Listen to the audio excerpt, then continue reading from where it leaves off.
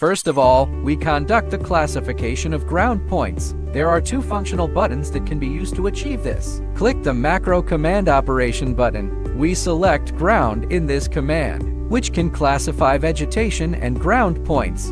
Working now.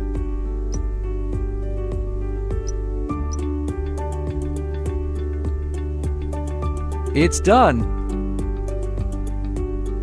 Display the ground points.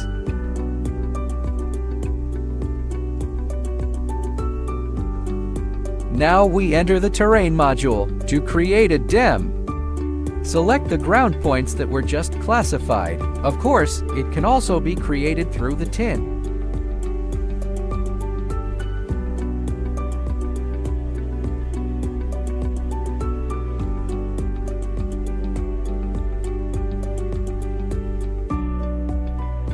Let's import the DEM now and have a look.